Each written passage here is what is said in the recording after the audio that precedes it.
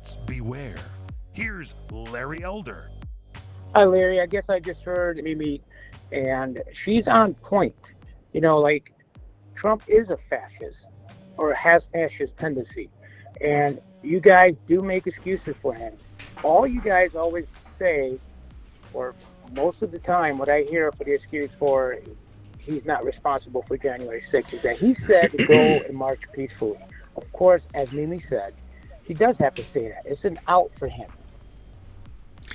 888-971-SAGE, 888-971-7243. I am Larry Elder.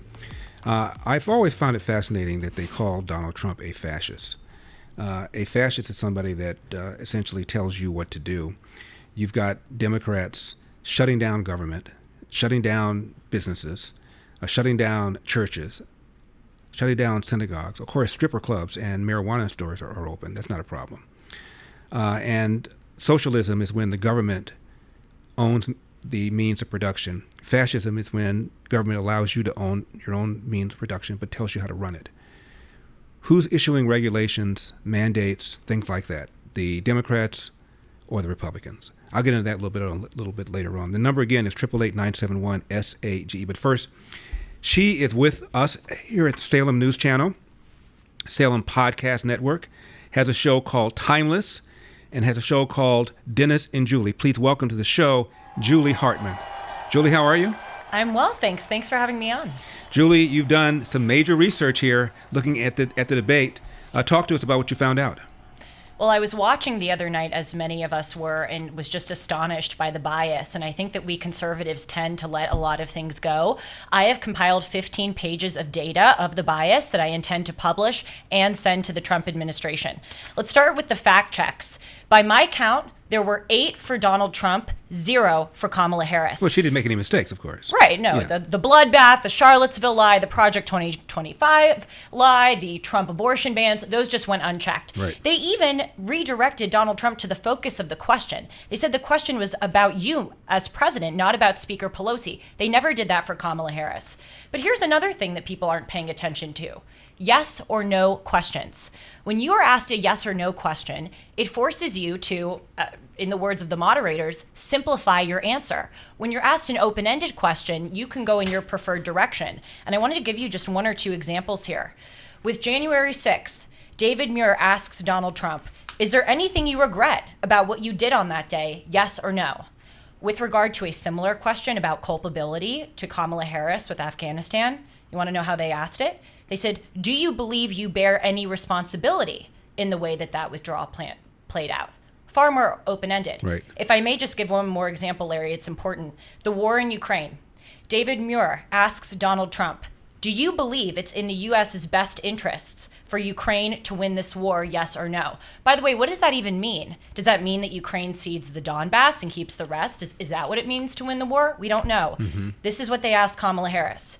As commander-in-chief, if elected, how would you deal with Vladimir Putin? And would it be any different from what we're seeing from President Biden? Complete bias. Much harder for Trump to answer the questions.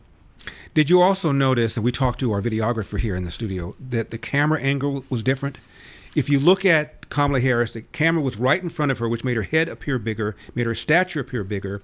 Donald Trump was filmed top down, and it emphasized his scowl and made him seem smaller. That's right. I also saw on Twitter, I regret that I cannot cite which Twitter account I saw it on, that the Harris campaign actually requested for a smaller podium because they thought that she would look too small next to Donald Trump, so there was appropriate scale. But yes, the camera angle made him look very angry and domineering indeed.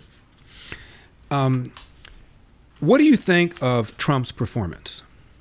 Well, An open-ended question. No, sure. It's not a yes or no question. No, it's not. I think he could have done better. Yeah. I do. I think that Kamala Harris sadly won the debate. Of course, as I prove here, it was 3-on-1. But I think that he should have relentlessly hammered her on her radical left record, especially with policing, defund the police, and especially with transgender LGBTQ policies.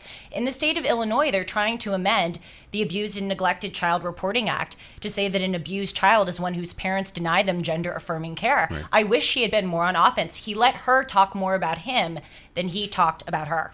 Yeah, and regarding the the debate moderators. I mean, we knew going in what this was going to be like. He should have been prepared for that, and it's on him. But Julie, out of the gate, the very first question, and even the way David Muir asked it was the appropriate way. He didn't say, there are people that say that the country's on the wrong track. There are people who say that you're not better off than you were 4 years ago.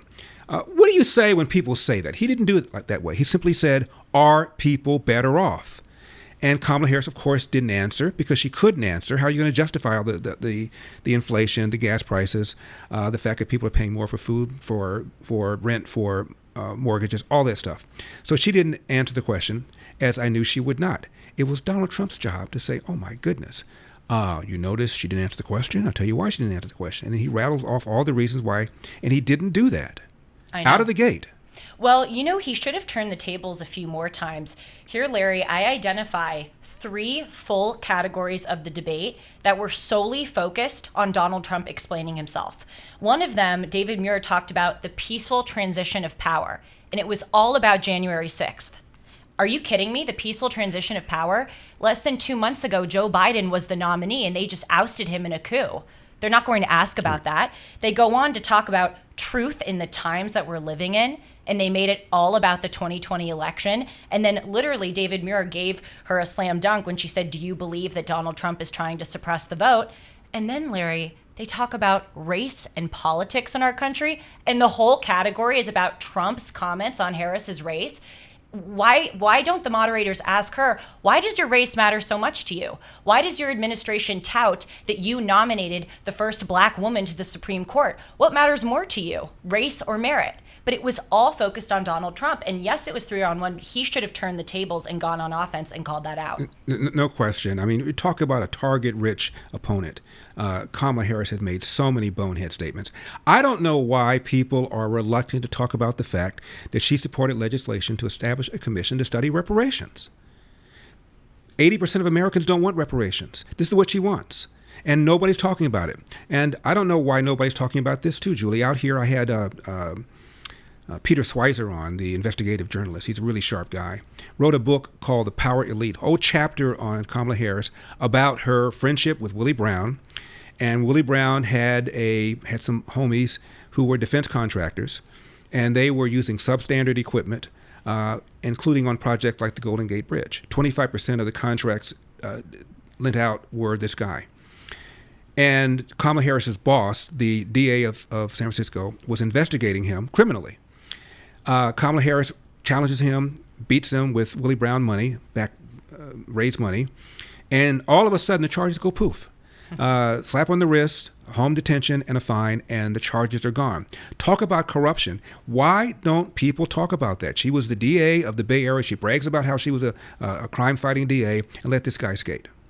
Well, there's a completely different set of rules for Trump and his opponents. I mean, President Joe Biden, from the Hunter Biden laptop story, there's all of this evidence that he got bribes from China, Romania, and Ukraine. There was nothing about that. $27 million, Biden crime family. We're not even talking about it. Didn't come up during the debate. I don't know why. You know what else didn't come up? Title IX. They just overhauled Title IX to say that one's gender identity is their sex. Well, Julie, thank you very much for this dossier. Let's call it a dossier. Yes. Thanks a lot, Julie. Appreciate it. 888-971-SAGE, 888-971-7243. More on the debate when we come back.